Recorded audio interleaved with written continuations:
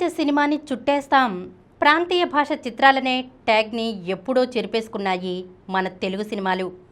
భాషా హద్దుల్ని చెరిపేస్తూ దేశ సరిహద్దుల్ని దాటి ప్రపంచ వేదికపై సినీ ప్రియుల్ని ఉర్రూతలూగిస్తున్నాయి. బాహుబలి, ఆర్ఆర్ఆర్, పుష్ప చిత్రాలతో మొదలైన ఈ జైత్రయాత్ర ఇప్పుడు మరో స్థాయికి చేరుకుంది.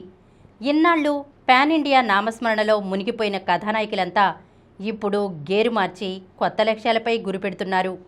కొడితే కుంభస్థలాన్నే కొట్టాలన్నట్లుగా గ్లోబల్ మార్కెట్పై జెండా పాతేందుకు ఉవ్వుళ్ళూరుతున్నారు. లార్జర్ దెన్ లైఫ్ కథలతో పాన్ వరల్డ్ సినిమాల్ని ముస్తాబు చేస్తున్నారు. ప్రస్తుతం ఈ కలయికలన్నీ సినీ ప్రియుల్లో అంచనాల్ని రెట్టింపు చేస్తున్నాయి.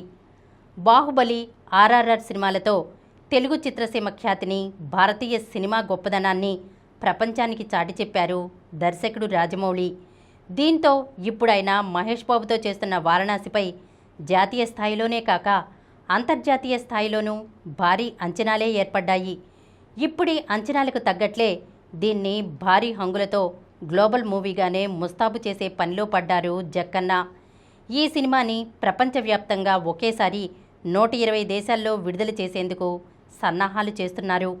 మరి ఈ సినిమాతో మహేష్, రాజమౌళి కలిసి ప్రపంచ బాక్సాఫీస్ ముందు ఎలాంటి రికార్డులు నమోదు చేస్తారో తెలియాలంటే వచ్చే ఏడాది ఏప్రిల్ 7 వరకు వేచి చూడక తప్పదు.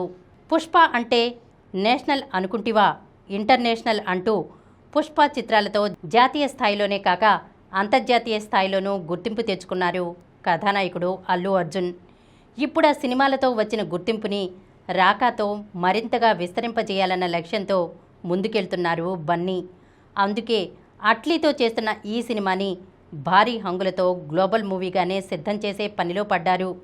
దీని విడుదల ఎప్పుడనేది ఇంకా స్పష్టత రాకున్నా ఖచ్చితంగా దేశీయ భాషలతో పాటు పలు విదేశీ భాషల్లోనూ ఒకేసారి విడుదల కానున్నట్లు తెలుస్తోంది.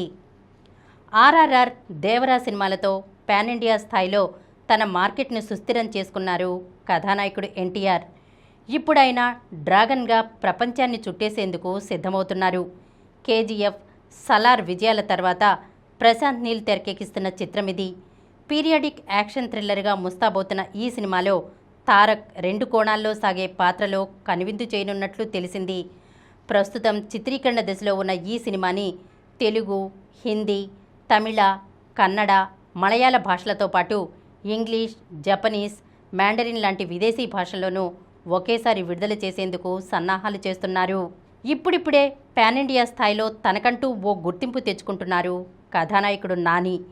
ఇప్పుడైనా ద ప్యారడైజ్ సినిమాతో గ్లోబల్ మార్కెట్లోనూ జెండా పాతాలని ఉవ్విళ్ళూరుతున్నారు. దసరా విజయం తర్వాత శ్రీకాంత్ ఓదెలా తెరకెక్కిస్తున్న చిత్రమిది. పీరియాడిక్ యాక్షన్ డ్రామాగా ముస్తాబోతున్న ఈ చిత్రాన్ని పాన్ ఇండియా భాషలతో పాటు ఇంగ్లీష్, స్పానిష్ లాంటి విదేశీ భాషల్లోనూ ఒకేసారి తెరపైకి తెచ్చేందుకు సన్నాహాలు చేస్తున్నారు. ఈ కార్యక్రమం మీకు ఎంతో నచ్చింది కదా. ఇటువంటి మరిన్ని వీడియోల కోసం అనతి కాలంలోనే 21 కోట్ల వ్యూస్ సాధించిన సమరం ఛానల్కు సమర్పించు సమరం సినిమా ఛానల్కు సబ్స్క్రైబ్ చేయండి, లైక్ చేయండి, మీ ఫ్రెండ్స్కి షేర్ చేయండి. అలాగే ప్రక్కనున్న గంట సింబల్ని ప్రెస్ చేయడం మర్చిపోకండి.